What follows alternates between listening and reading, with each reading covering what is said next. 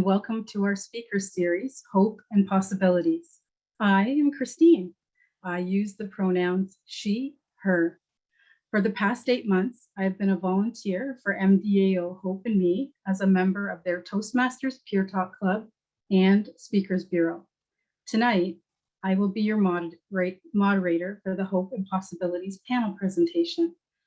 For most of my life, I have been on a journey to understand and heal from the impacts of my childhood traumas. Most recently, I have focused my energy on befriending my anxious self.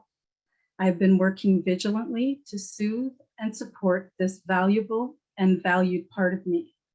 Currently, I want to contribute to creating a world in which we can safely and openly bring our whole selves with all of our lived experiences and expertise wherever we go in life. Tonight's panelists will shine a bright light on how they have succeeded in bringing their lived experience, lived expertise, and whole selves everywhere they go in life. I am delighted to introduce the panelists who will be sharing tonight: Mattias, Monica, and Lise. Unfortunately, Justin isn't able to be with us tonight, but I invite you to visit our Peer Talk website to hear his previous presentation. It is now my pleasure to introduce our first speaker, Mattias. Mattias self-identifies as a queer, crazy addict in recovery. He is a trauma and psychiatric survivor with lived homeless experience who uses he, him pronouns. His journey through recovery has led him to want to share his story in order to help others. He has spoken about his experience through forums such as CBC News, The View, Narcotics Anonymous, Voices from the Street, and now Peer Talk. The title of Mattias's speech is What's Eating Mattias's Grape? Over to you, Mattias. Thank you, Christine. Let me ask you, are you thinking about your next meal? Maybe you have plans for dinner. Maybe you have a snack in your back pocket or in your bag that you're thinking about. What if that was all you could think about? What if that, in dealing with that, was what your life depended on? Because with an eating disorder, that's exactly what it does. Before I proceed, I'd like to cover a few basic terms, if I may. I'm going to understand anorexia as deliberately and compulsively starving oneself. Bulimia as deliberate purging through vomiting, diuretics, or excessive exercise, to name a few, and also overeating as the inability to control what you eat. So when I was 14 was when my eating disorder really began for me. I grew up in a generational trauma home, and by this age I was already a full-blown addict, and that will be a companion to the story that I tell here tonight. I remember feeling like I was losing control, and I started to eat as a coping mechanism to give me comfort. Being unpopular and afraid of my appearance, I soon worried about what this was doing to me and the discomfort from having eaten so much, and purging seemed like a natural solution to that issue. And the eating disorder continued with increasing binge purge cycles. I remember perhaps a turning point when I had to plan my day around my eating disorder because I didn't want to be drinking when I planned to be purging later. So I'd have to make sure I had completed all my binge purge cycles before I engaged in some full-blown alcoholism. And you know, If you had told me at the time that I had an eating disorder, I would have said, yeah, I'm going to eat disorder of fries, I'm going to eat disorder of shakes, and disorder of onion rings. Because I really just didn't have any idea what I was doing to myself. Unfortunately, both my addiction and eating disorder continued to escalate, exacerbating an already almost unsustainable home life.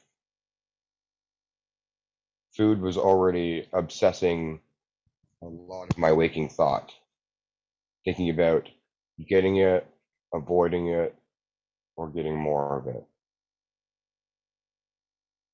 And then came in my 16th year, I was kicked out of my house by my parents, and my eating disorder became almost invisible because I lacked any access to food. I found that my bulimia fell away, and I wasn't really sure how to identify other than starving.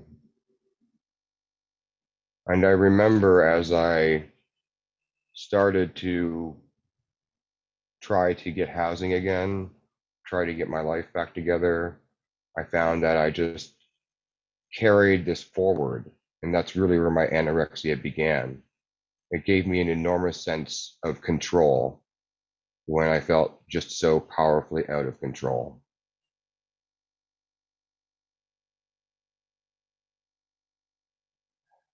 I ended up at a men's halfway house for addicts with my eating disorder in full combined anorexia bulimia mode. It was an extremely stressful time being forced to join people for communal meals and then to have to wait for a time when the bathroom that I shared with 12 other men would be free enough that I could purge without being reported to house management. I remember it being the middle of the summer and wearing 4 or 5 coats. I was always freezing, absolutely freezing cold, and trying to work up a sweat by taking the big walk up the Spadina steps, taking a circle, coming back down, and doing that all day for the 6 hours that we were forced to leave the halfway house so that I could work up a sweat and earn the honey that I might later put in my tea.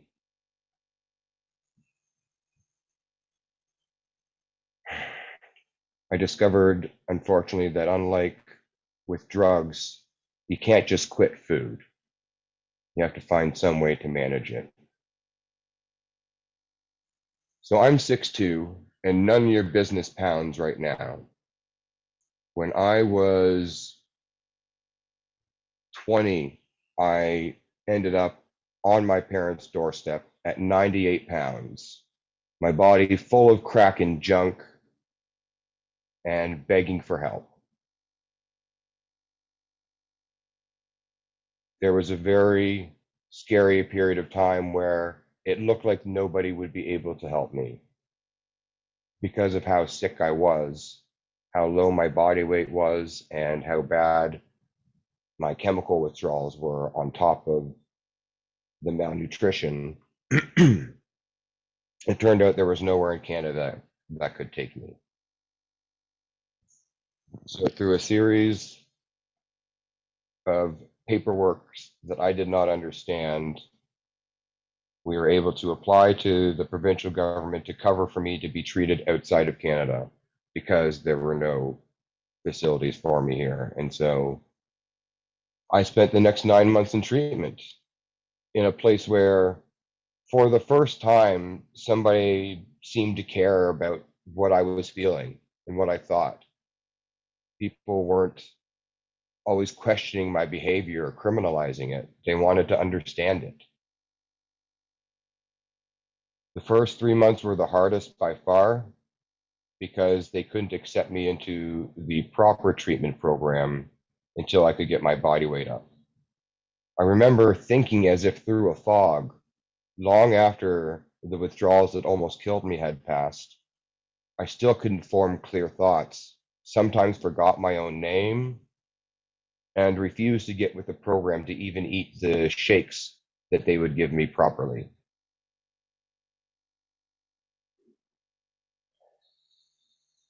But I did make it out of that intensive care unit into treatment and eventually made it home. There I was connected with a psychiatrist who had experience with eating disorders and better yet, experience with male eating disorders. And they were also able to keep me connected with an eating disorder support group that I could be involved with, that he also facilitated. It was this psychiatrist that also helped me to get onto ODSP, which gave me my first shot at some sort of stability in my life. This allowed me to start to forge a way for myself and find a small apartment. And eventually that allowed me to find the stability to apply for OSAP and go to U of T and do my degree there, which I'm very proud. And that is, for the most part, where my difficulties with my eating disorder end. It's not something that, like my addiction, will ever go away. I have to constantly be wary of disordered patterns and binging, and yeah, it will be with me the rest of my life. I'm just grateful to find that I have it under control. Some things I want to convey here as we pass are the severity of the illness and some things that you can do to emphasize more than any other mental illness. Eating disorders are the most lethal by far. This is because of the damage that it physically does to the body. Malnutrition causes sometimes random and multiple organ failure. It causes an enormous amount of strain on the heart, as does purging. Repeated purging can also burn an actual hole in the esophagus. Repeated use of laxatives can lead to an inability to control one's bowels and dehydration. And so there's some evidence of how lethal this can really be. And even more so for men, who are so much less likely to not only report a mental health issue, but to report an eating disorder. Because partially for one eating disorder where purging is done by overexercise, is a portion of our society that extremely endorses that kind of behavior. And that connects to the unnatural and the unobtainable beauty standards that exist for both men and women.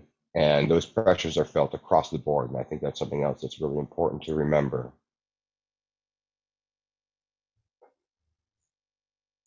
So if you're concerned about someone struggling with an eating disorder, my first advice is to imagine as if the Germans have come to dinner. And the one thing you don't want to talk about is the war. Just don't mention the war. My behavior is constantly criminalized and scrutinized. I just need somebody to ask me what's wrong. To ask me why I'm doing what I'm doing. Ask me what I'm feeling. This will help you to understand why I'm doing what I'm doing.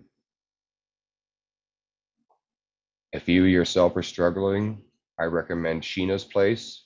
It was a great starting point for me to find other people struggling with the same things that I was, to help me start to feel safe to talk about it. It's also important to note that harm reduction goes hand in hand with the eating disorder treatment. One can't expect the behavior to just change overnight. For the longest time, it was about building safe foods, finding foods that I felt comfortable keeping down before I could move on to ever thinking about sitting down to a meal. And I just want to emphasize, listen, listen, listen. And I would leave you with this visual that my experience was as if being a Plinko chip, dropped from the top, bouncing off of all the pins through every hole to end up in the double zeros. I feel like I fell through every crack in the system. And it is my hope that by sharing this speech, at least one other person can avoid that same experience. Thank you.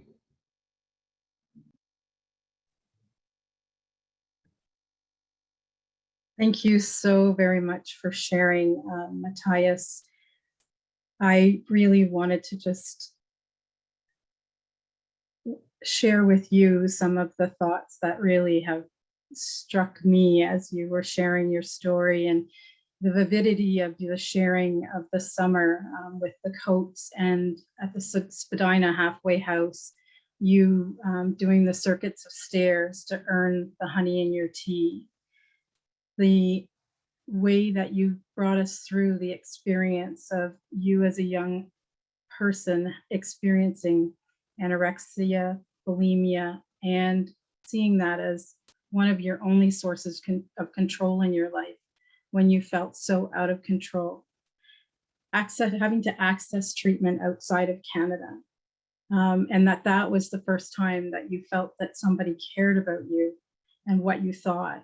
And that it was the first time that anyone had listened to you and taken an interest in you instead of criticizing you.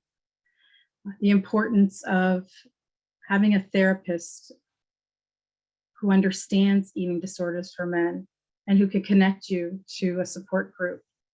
Your sharing of the importance of Sheena's Place, understanding the severity of the illness, and your tips. Ask me how I feel, how my day was, how am I? And the importance of the opportunities related to harm reduction. And I could see the Plinko chip going down from the top to the bottom, and the plight of you falling through the cracks. And I thank you for sharing in a way that hopefully somebody who may be going through what you're going through is spared that same journey.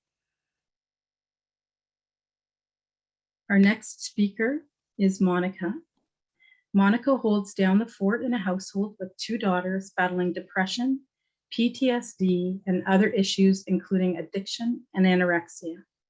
She stood by her husband of 25 years in a long struggle with bipolar disorder until his recent passing. She speaks about resilience, self-care, and how unconditional love and pets can keep a family together and moving forward against all odds. The title of Monica's speech is The Art of Bouncing Back. Over to you, Monica. Thanks, Christine. Good evening, everyone. So every morning when I check my Facebook feed, my dad has already posted a meme for the day. What I think is important for all of you to understand is that he's about to turn 92, that he would have gotten up sometime around 6 a.m. and using his walker, he would have slowly crossed the hall to the bathroom. So he would then remove the diaper that he wore overnight, and he probably would have changed out of bloodied pajamas because he suffers from severe psoriasis. Then he would make coffee and he'd make breakfast for my mother, who's blind and can't operate for herself. Then he'd sit down at the computer. Here's his meme for today.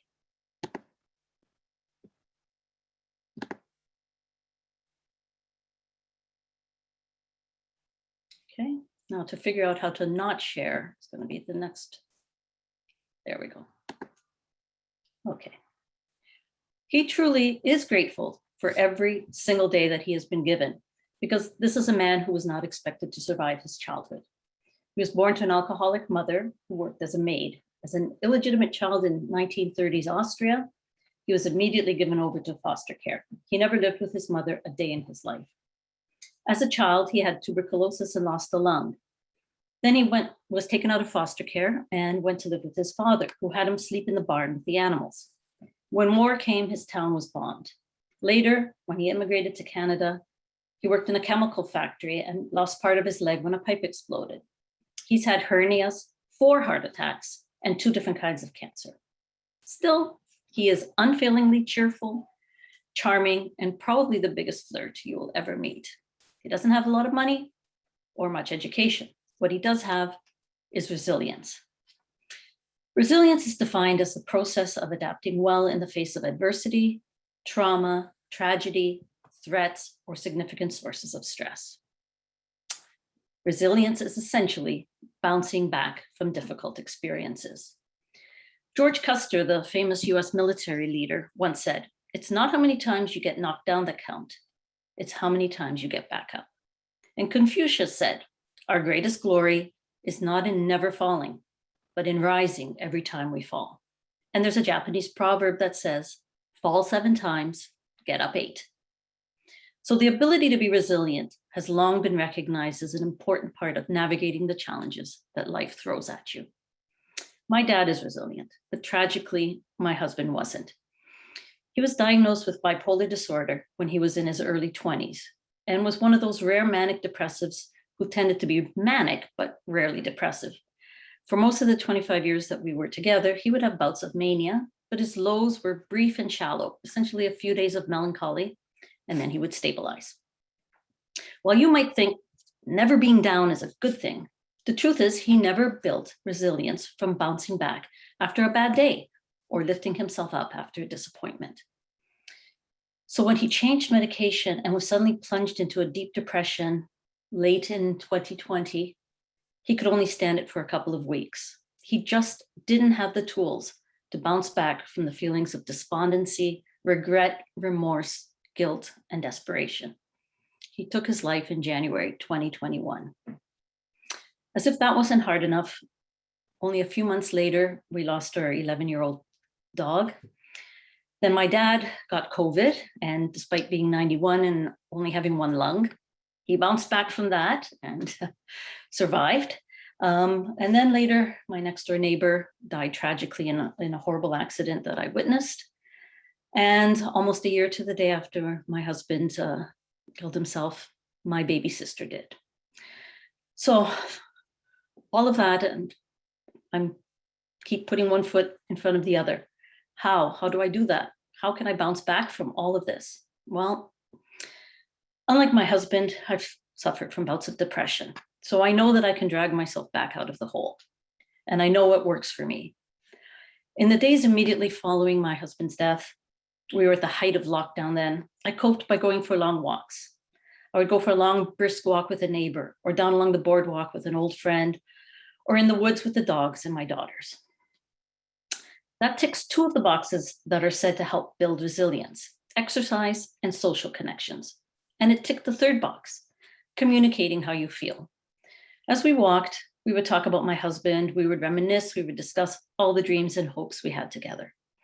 People who bottle up their emotions, their frustrations, their anger, or even their aspirations don't seem to be as resilient as those of us who let it out. Even though I often didn't feel like eating, I still took care of my body. I forced myself to have 3 good meals a day. And even though my sleep was restless, I tried to get to bed at a good hour and get up at the same time every day. I read books. I took baths when I felt extra stressed. In short, I practiced self-care. As the weeks and months have gone by and as other tragedies have hit, I found other ways to cope. I garden, I use adult coloring books, I do yoga, I've been organizing our photographs. And yes, I am getting therapy. So what helps build resilience? 1, you have a positive outlook. In my case, I know that he would have wanted me to continue living my life. For some reason, he always said he would die before me. Maybe because he was 8 years older, maybe because my lifestyle was much healthier. Whatever the reason, he had said that he gave me permission to get married again. Now, I'm certainly not at the point where I can ever contemplate that, but I do know that I can rebuild my life somehow. 2, you have goals and aspirations. We had many plans for the years ahead. Travel and adventure. I still plan to retire in a couple of years, and I still want to travel. Yes, it breaks my heart not to be able to share it with him, but my bucket list is my bucket list. 3, you adapt well to change and persevere through setbacks. I've changed countries, I've changed careers, and I've had disappointments. Change is constant in our society. As an example, when I started working, I used a manual typewriter. 4, you have an active lifestyle with regular exercise. I think this is one of the most important. Exercise built dopamine, the happy drug. When you are grieving, exercise helps you get tired enough to get the rest you desperately need. 5, you feel connected to others. It's hard to be resilient when you are lonely. A social network is crucial. In the first weeks after my husband died, my friends were constantly calling, dropping off food or supplies, letting me know I was not alone. Without that, I don't believe I would have coped as well as I think I have. 6, you know how to communicate how you feel. Again, letting people know that you are sad or that today you can't talk is so helpful to helping you bounce back on your own terms. And 7, you don't abuse alcohol or drugs.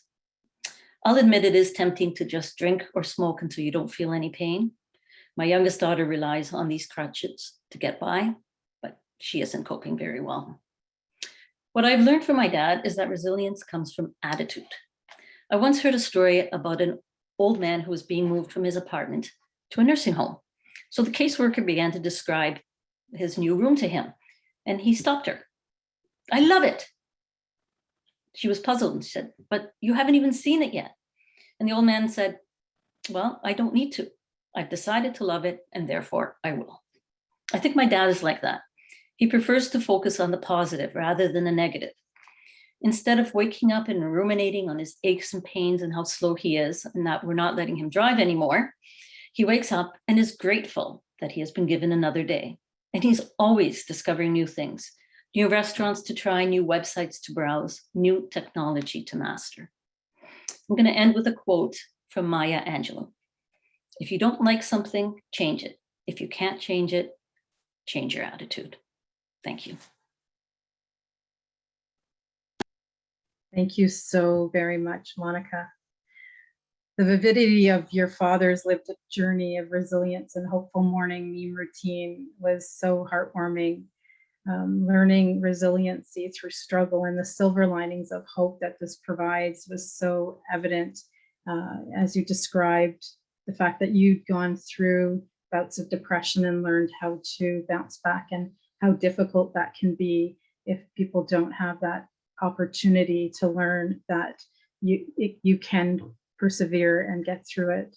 The layered and compounding loss and grief that you shared was so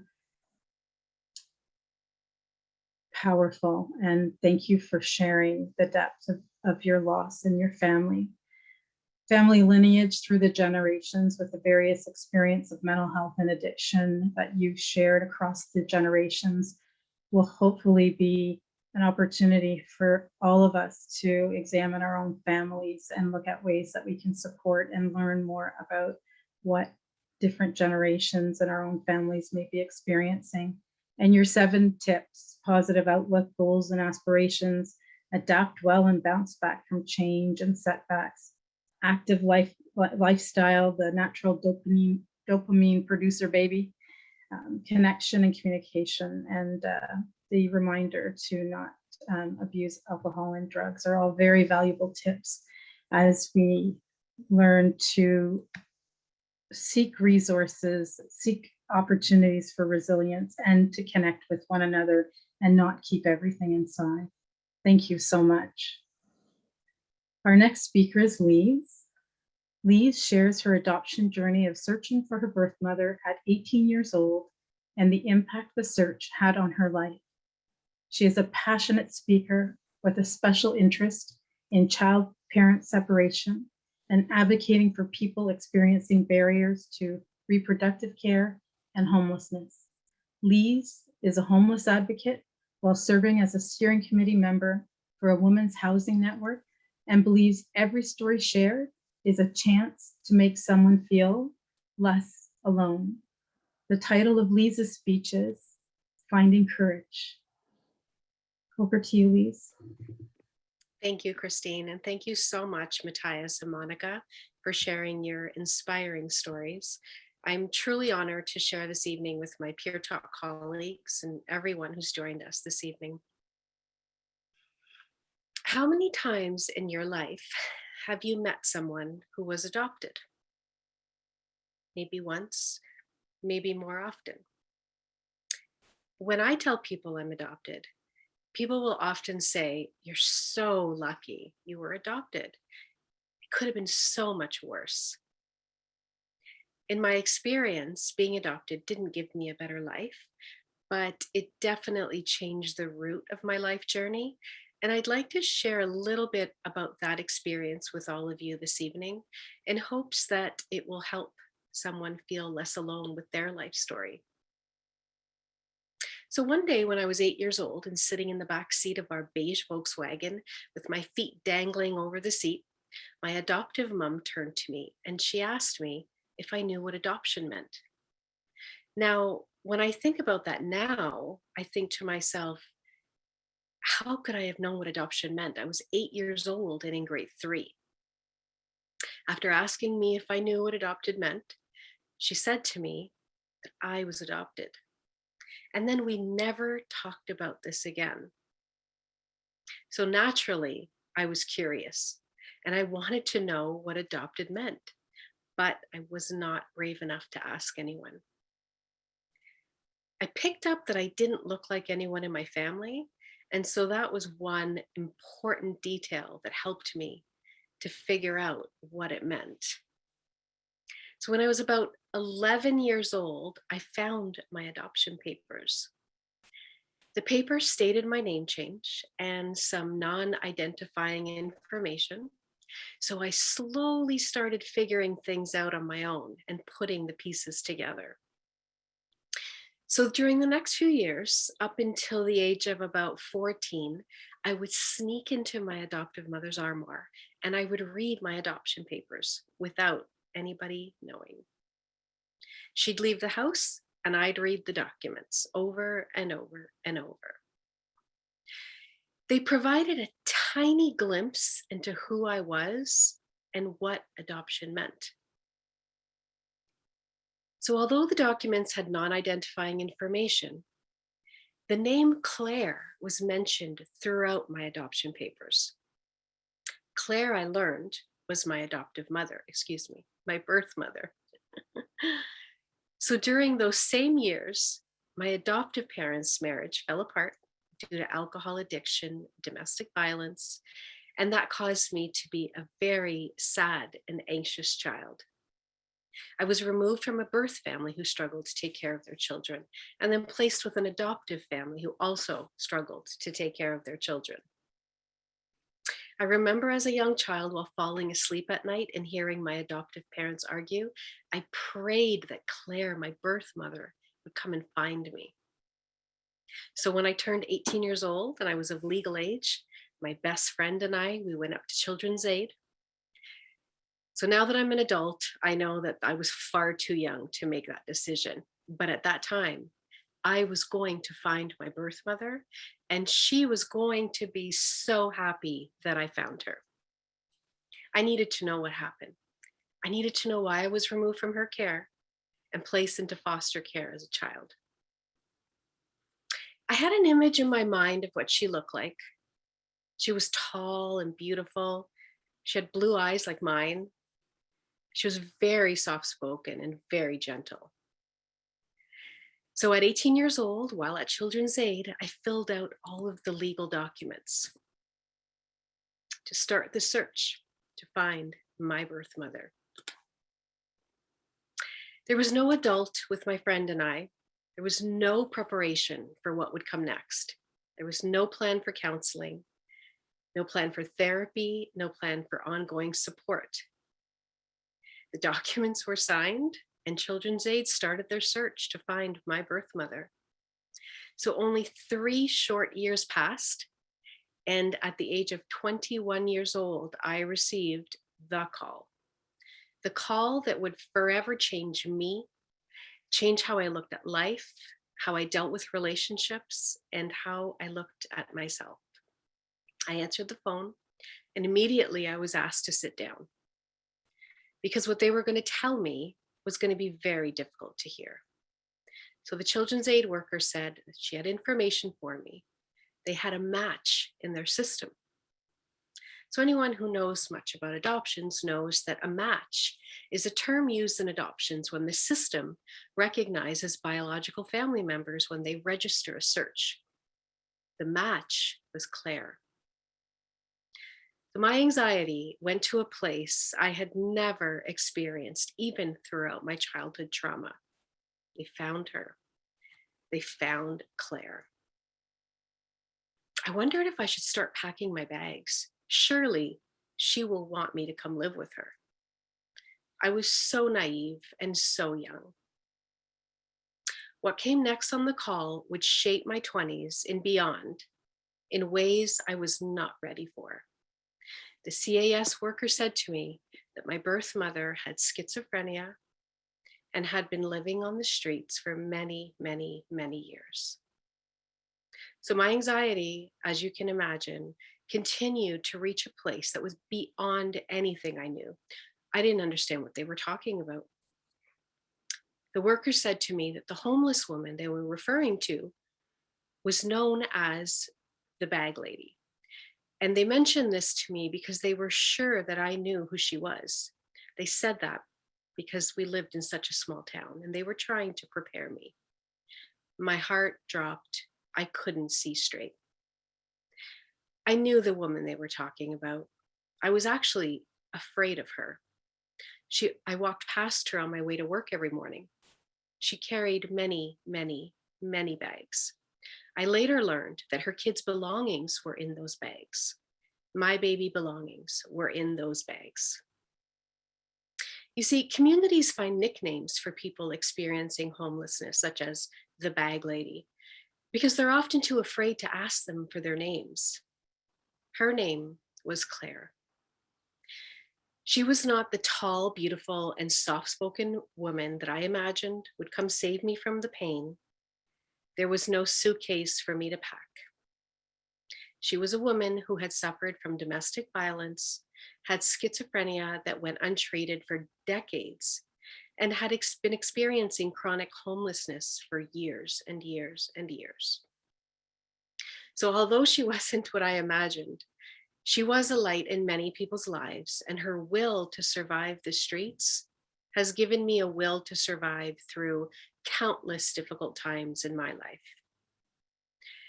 Educating ourselves on illnesses such as bipolar disorder, schizophrenia, OCD, eating disorders, depression is so important.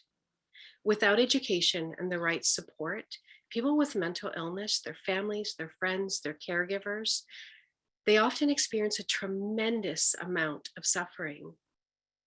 Claire was born in 1943, and mental illness certainly wasn't talked about in the 1940s, 1950s, 1960s, even the 1970s. We've come a long way since then, but we have so much more work to do. It took me many, many years to talk openly about my adoption experience. I felt alone in my adoption journey. I felt like nobody would relate and I'd be judged and pitied. I also felt ashamed. Have you ever felt that way? Not talking about it caused me to have a lot of anxiety, which started at a very young age and continued well into my adult life. I regret now not having talked sooner and asked for help sooner. Getting support would have eased a lot of anxiety throughout my life. It was an extremely heavy load to carry alone at such a young age. Anxiety is still a big part of my life, but I'm able to manage it so much better with the help of organizations such as Hope in Me, support groups, the adoption community. I find volunteering is so helpful. Daily self-care, staying hydrated, exercising, and surrounding myself with people who are supportive. My message this evening is that it's okay to reach out for help. It's never too late to start talking. To each person who's joined this evening, you matter. I'm going to end with a quote from Les Brown. Ask for help, not because you are weak, but because you want to remain strong. Thank you. Thank you so much, Lise, and you are so very strong. The importance of names that you brought forward, especially names of those who are nameless, who are homeless, the importance of treating them as if they matter and to understand that they do have a name and they have a history. learning that your mom's name was Claire and the difficult journey that she had in life, given the untreated nature of her illness. Your sharing of your and your family's lived experience with adoption, addiction, divorce, anxiety, and the impacts of schizophrenia and homelessness on Claire and you are so valuable as guideposts for us to be thinking about in terms of the impacts, but also the advice that you provided in terms of reaching out and speaking, and the powerful imagery of how much the bags of baby belongings meant to your birth mom, Claire.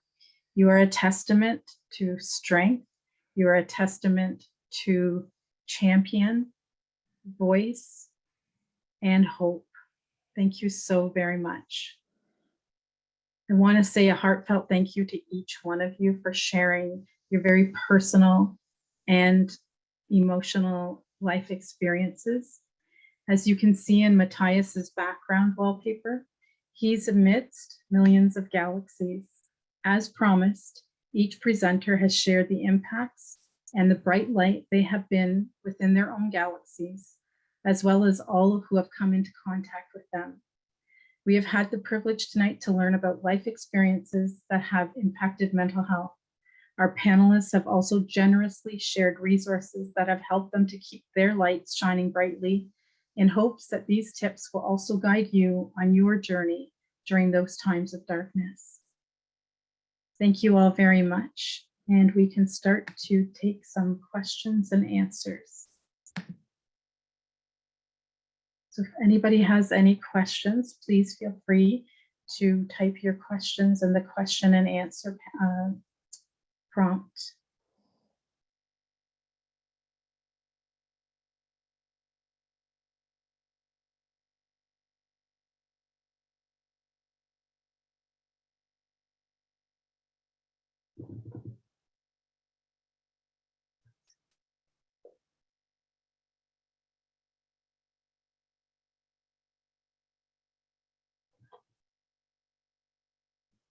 If I could just start with kind of asking each of you to respond to, can you identify, if you had to give one tip that is the most important for people to take away from tonight, what would that be?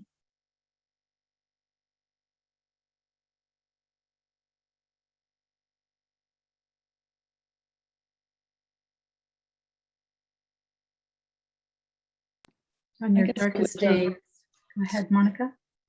Well, I'm gonna just revert to the meme that my dad shared today. Always believe something wonderful is about to happen. Essentially, you know, that maybe this too shall pass and there's light on the horizon. I don't know how many more cliches I can pull out, but I guess that's what I would say. You know, sometimes just a new morning can be a new start. So thank you very much, Monica. Mattias? Yeah, I think it's that, come to me, it's past again. Oh yeah, that anyone coming to this space here tonight, or even thinking about it, has made the first steps in their recovery. For me, it was when the pain got so bad, I was willing to listen to other advice, was willing to listen to something else. And hopefully this bit of curiosity for anyone that's attending tonight is the first step in learning about their own mental health. Thanks, Mattias. Please. Yeah, I agree both with Monica and Mattias said. I think it's important to just take one day at a time, and sometimes it's 1 hour at a time, and that's okay, because the saying "it's okay not to be okay," it's okay. Be easy on yourself. You know, life gets difficult, and then life gets easy, and life gets difficult, and we go with the motions. I'm a big supporter of reaching out for help and therapy and support groups. And so that would be my takeaway from this, would be to, reach out for support and join support groups and get a therapist or reach out to a social worker. It's life-changing. Thanks so much, Lise. We have a comment in our question and answer box that says, don't be afraid to ask for help and keep trying until you find the right kind of help. Thank you so much for those reflections from whoever posted that in our Q&A. Thank you everyone for sharing your incredible life stories.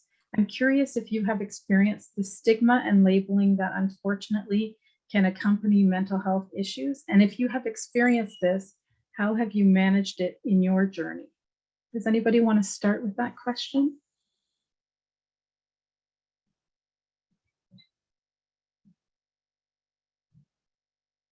Go ahead, Mattias.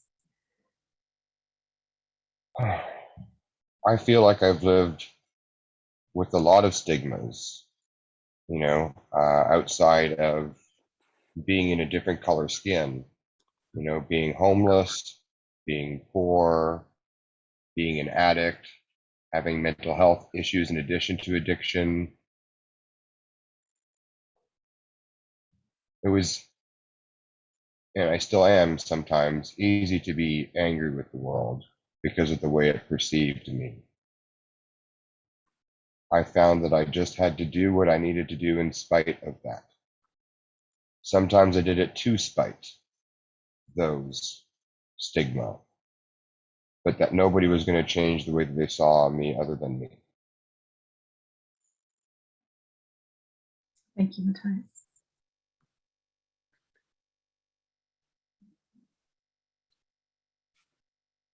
Monica, Lise?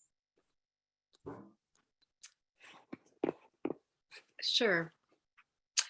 So I'm really thinking about this question. So for me, because I didn't, I'm a bit older, and so we didn't have necessarily the support we have now. So we didn't have as much of the internet and various other resources. And so it wasn't easily accessible. And so I didn't reach out for the support that I would have needed. And so I didn't identify with the issues I was having, whether that would have been depression or anxiety, or I didn't really know to identify it all. And so didn't always make the best of choices, which comes in with the stigma and maybe being judged for some of the choices I would have made.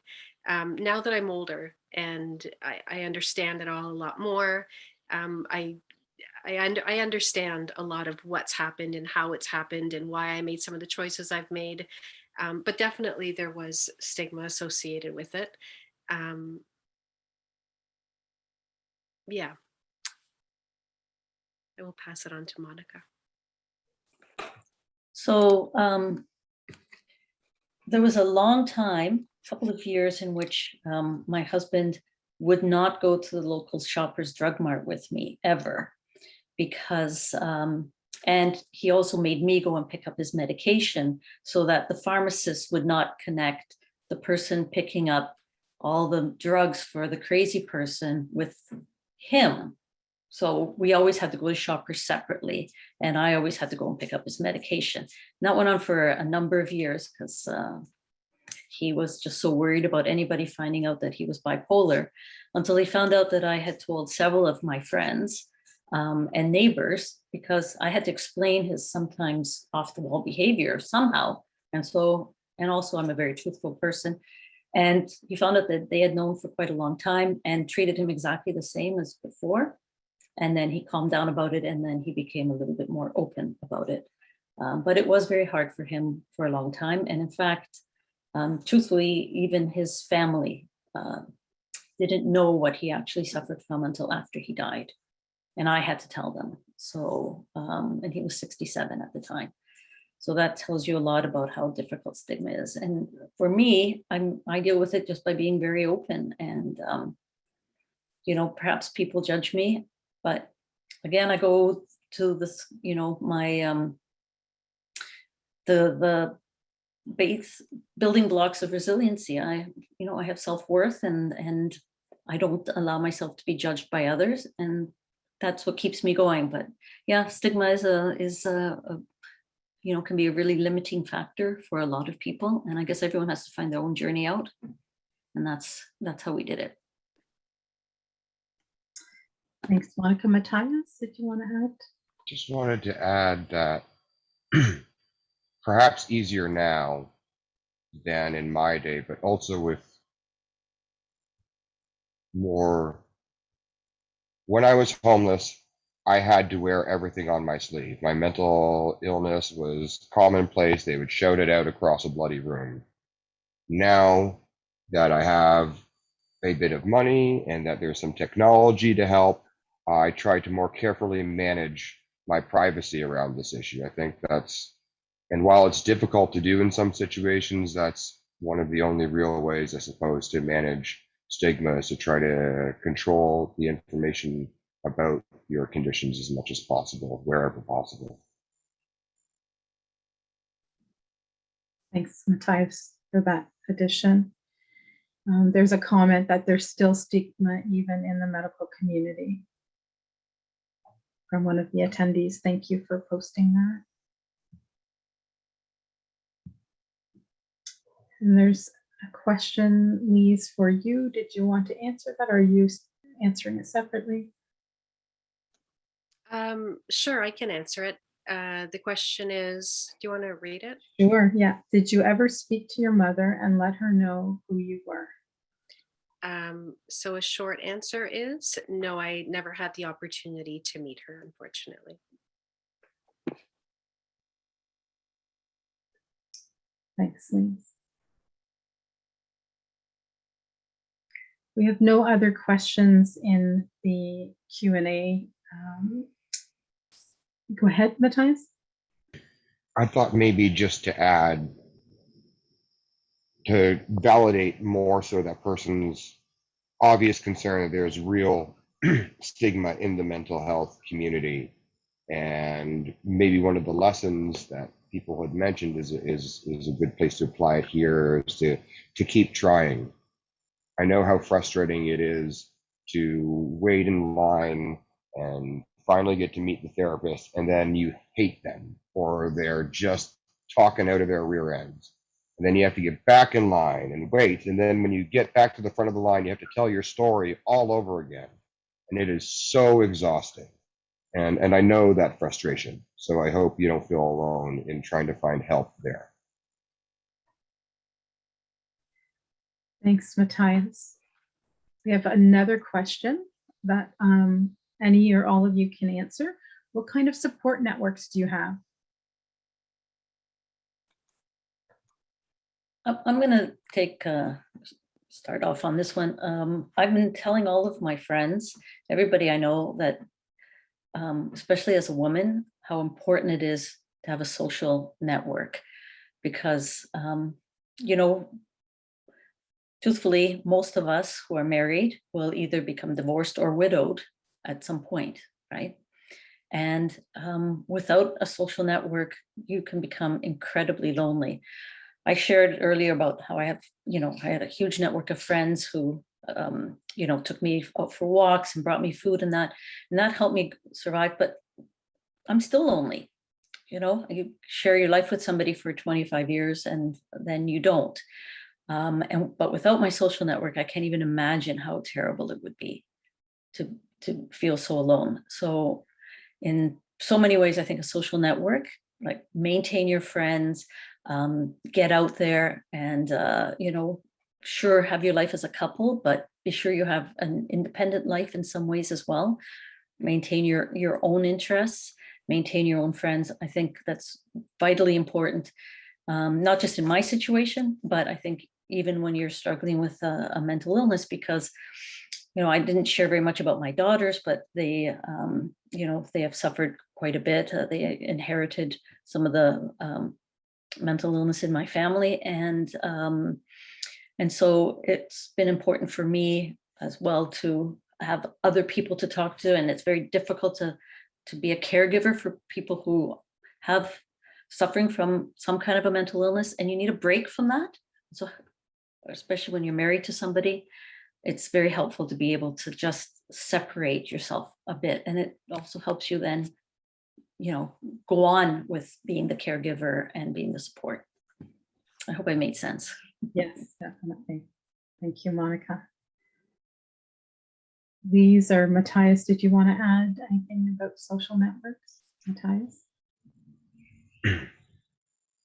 I'm sort of coming from the opposite perspective, I think, as Jan, in that I've lived most of my life in isolation, without like a partner to sort of build off of.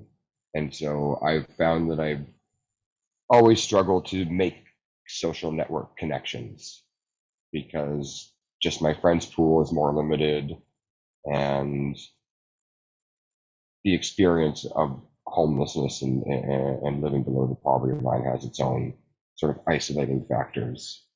That said, seeking help was probably one of the best things that happened to my social life at a time when I had very little of it, because that's where I get a significant portion, I would say, of my social interactions by participating in groups like this, by participating in other groups and trying myself out in these different kinds of situations until, you know, every once in a while that I get to connect with somebody in a really meaningful way. And then that friendship will move beyond therapy or beyond that therapeutic environment. So the two can kind of be hand in hand, you know, the social life and the getting the support at the same time. Yeah, I'd like to respond to, I noticed that there was a question on there or a comment on there that it's not that easy to get social networks. And I agree, and I realize I speak from a position of privilege in that, you know, I don't really suffer from a serious mental illness. You know, I'm gainfully employed and, you know, and that, but there are ways to build social connections, and Mattias mentioned a couple of them, but if at all possible, you know, I found that talking to people at the dog park, my younger sister, one who died earlier this year, was her group of friends, and she suffered quite seriously from depression and anxiety, and she made very good friends with people at the dog park. So that's a possibility. Another thing is, you know, there are free programs at the library. I've made good friends going to just, you know, a series of talks at the library or other free programs. Another thing you can do is also volunteer work. Oftentimes you can make social connections by doing volunteer work. I've made some very good friends through this group, for example. So those are things that don't really cost money and can, you know, help you connect with other people. I hope that's a little bit helpful. Thanks, Monica. Lise, is there anything you wanted to add to the social network question? Yeah, so for me, volunteering is my social network. I find it so healing to be able to volunteer. I meet people that are like-minded. They end up being lifelong friends. And so that's kind of where I, you know, hang my hat in terms of that aspect of my life. Thanks, Lise. There are a couple of questions and comments about stigma. So one of the comments is, I went to a cardiologist about a heart issue, and he had seen me several years ago, and the first thing he said to me is, are you still bipolar? Talk about stigma. So to, you know, Lisa's and all of our invitations, like stigma is really, it's so important that we really overcome it and that we continue to speak out and to share our stories. But stigma is certainly a huge barrier. Also, Jenny Tang, stigma will be there as long as discriminations are there. Talking about and opening up help, but we also have to release that it's the discrimination against mentally ill, injured, and work on fighting the discrimination. So the whole aspect and element of discrimination as a part of stigma and the importance of standing up and a call to action. There's a question also for you, Mattias. Did you ever encounter any involvement with the justice system while on your journey with homelessness and addictions? And if you did, how did you manage within the system? And if you would like to answer that, or we can. I don't mind answering that question. As you would expect, there was a lot of general harassment. As a homeless person, I found that I was living illegally. There was nowhere that I could be that they wanted me to be, and therefore I was always loitering. I was always doing something wrong no matter where I was. I could tell you horror stories about illegal nude searches behind convenience stores by cops that didn't like me hanging out in front of the wrong strip mall. And yeah, so I found a lot of discrimination that way. And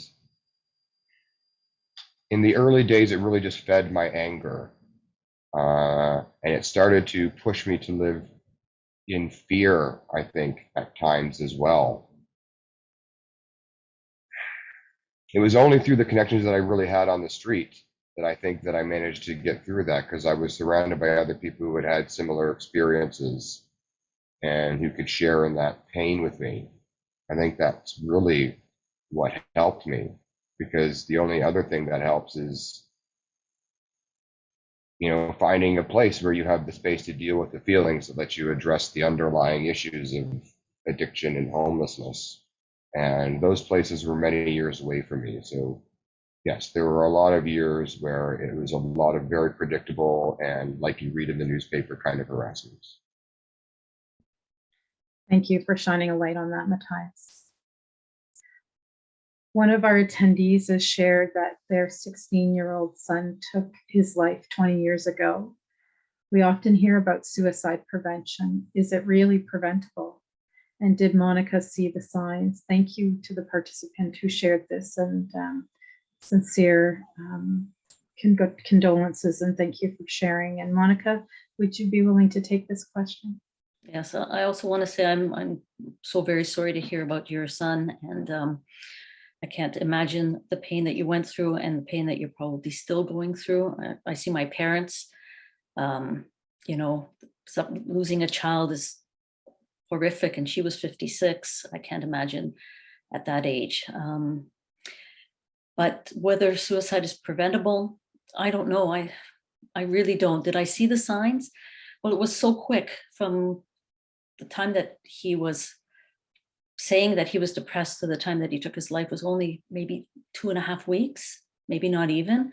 It just was just like a wave of depression that just washed him away. Ironically, that's the first question that the police officer said to me, you know, didn't you see the signs?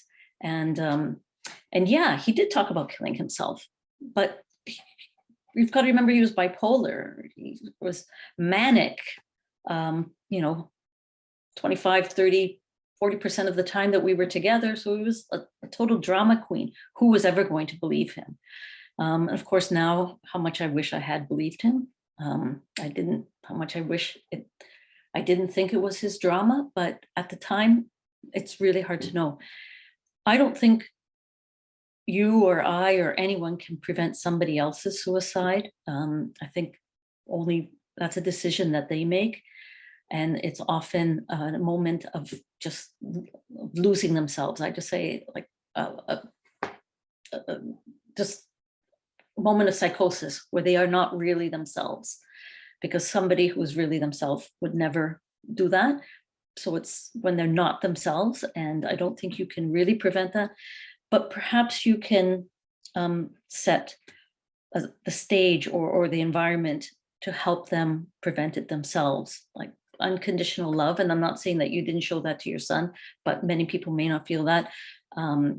Opening up, trying to converse with the person, and I guess looking out for signs of depression, maybe taking them seriously, which I didn't do with my husband. I don't know. I mean, it's just very hard. And also, I think anything I might say would just, if you say that is preventable, will just make people who weren't able to prevent it feel guilty. And I don't think that any of us can really prevent somebody else's taking of their life. I think we can just try to be there for them, if at all possible, in the ways that we can. And hopefully that causes them to prevent their own suicide. Thanks, Monica. Mattias? If I may add, I agree with Monica. There is no way, I don't think, to predict or anticipate another person's actions that way. Not only have I lost a number of friends to suicide myself, I've made 2 honest attempts. And I can tell you that once I made the decision to kill myself, I took active steps to guard that decision, to make sure that nobody would interfere with me. I didn't go looking for help. I had decided didn't need help anymore. I had decided my path.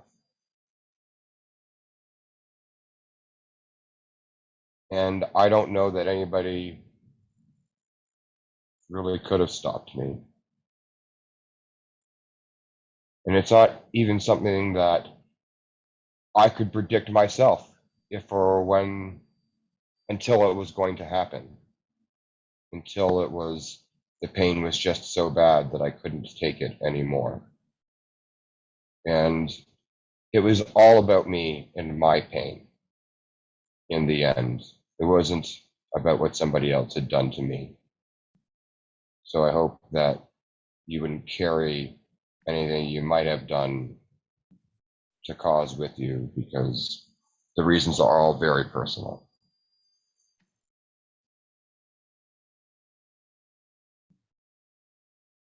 Thank you, Mattias, so much.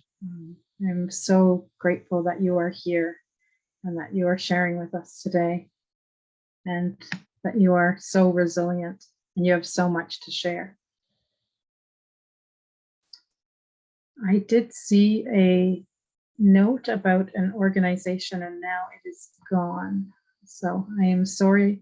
If you can read. Well, that's because I answered it privately, but I thought Okay. it said Heartache to Hope with the number 2, I believe.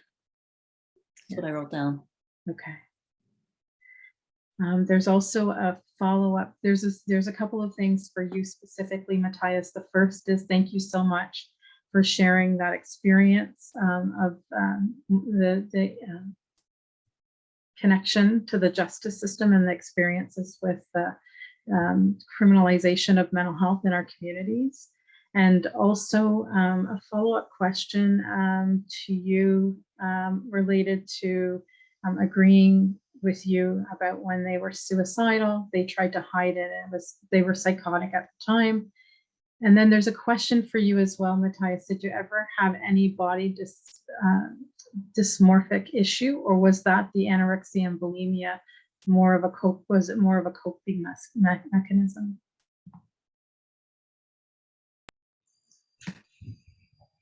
I think most eating disorders start out as a coping mechanism.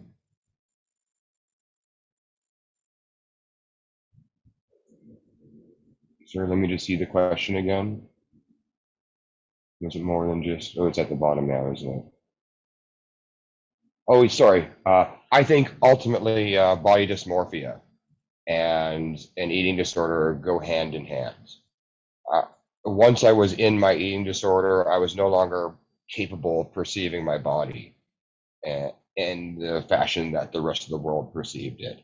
I didn't really have a real awareness of even what was going on in my body. It was a lot about suppressing what I was feeling in general, both physically and with emotions. And yeah, I mean, at the end, when I was 98 pounds and 6'2", I still thought I had a huge belly. I would look in the mirror and I would see a huge, ugly, fat person. And so, yeah, I think it often starts out that way, but I think a full-blown eating disorder can't exist really without that body dysmorphia. Thanks, Mattias, for that response.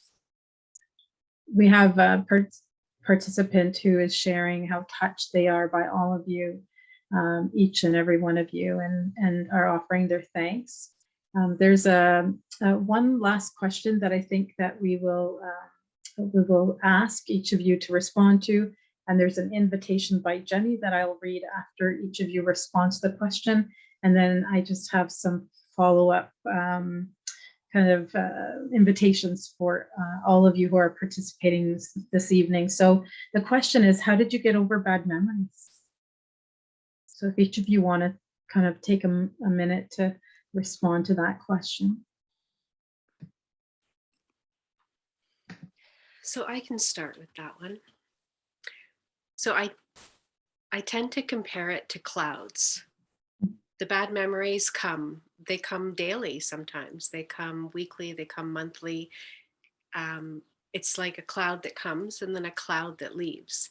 And I try to recognize that there is a cloud above, and that's the memory that I'm having. I call it the trigger. And then I just try and be really patient with myself that it is going to pass just like a cloud. It's just going to pass by. And then there's a clear sky and there will be another cloud. And I try and be in that moment to just be very present with that and to know that it is just a passing cloud and that I'm going to be okay.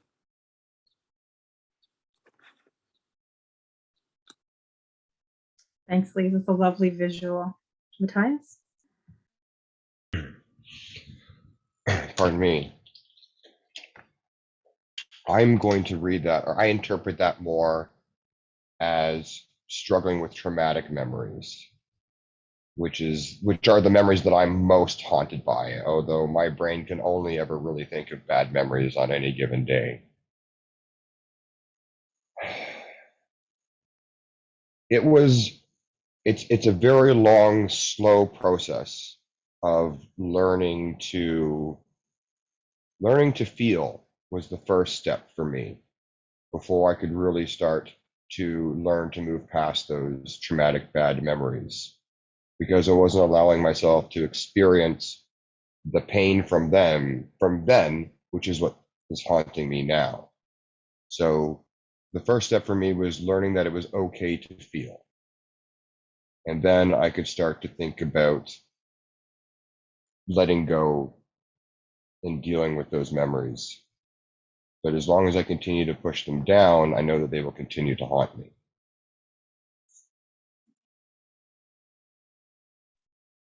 Thanks, Mattias. Monica? Well, I can't be as poetic as Lisa or even Mattias, but I essentially just, I ride them like a wave. You know, the mad memories come and I just go through them and just sort of swim through them. I guess is the only way of saying it. And I just try to, try to think about the next day. Thanks, Monica. Clouds and swimming, Monica. Clouds and swimming. It's what we're doing. Okay, so in real life, I don't know how to swim, but Okay.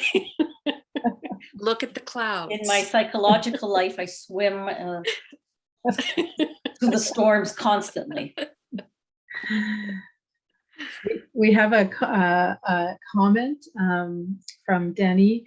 Thank you for sharing, Mattias, even though you did not have to. I am thankful to hear your story because you inspired me tonight. And she also does have a question, or he, have you ever felt so depressed to ever eat?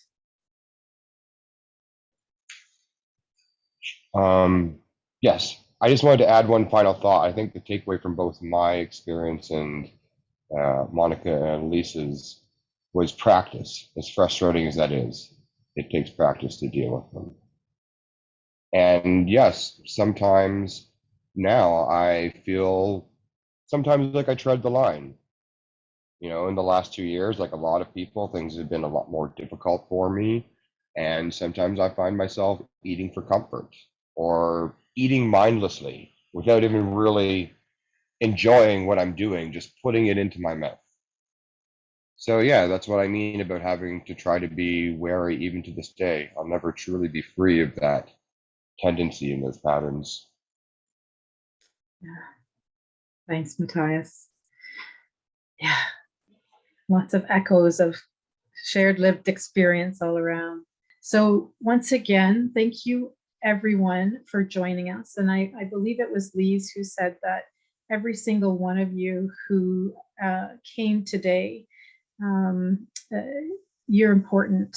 And Mattias said, you know, this is the first step for you. You're on your way. This is a really good sign. And I hope that you will keep Monica's father's meme in mind. And in the morning, when you wake up, just picture his morning ritual, and that at 92-ish, I believe, he is going to his computer after everything that he is doing to find the perfect meme for the day to put joy into the world. So thank you all for joining us. We invite you to please fill out our survey and to sign up for our newsletter so that we can make you aware of future webinars. The survey link is in the chat pod right now, but it'll also be sent in a follow-up email to you. We look forward to hearing your feedback, and we look forward to doing this again. If you'd like to become a member of the MDAO Peer Talk Toastmasters Club, like all of us, we're kicking off our annual recruitment season right now. So please visit peertalk.ca to learn more. And if you're interested, please complete an application. Madeline has shared the link in the chat pod for this as well. Thank you once again, everybody, and have a lovely evening.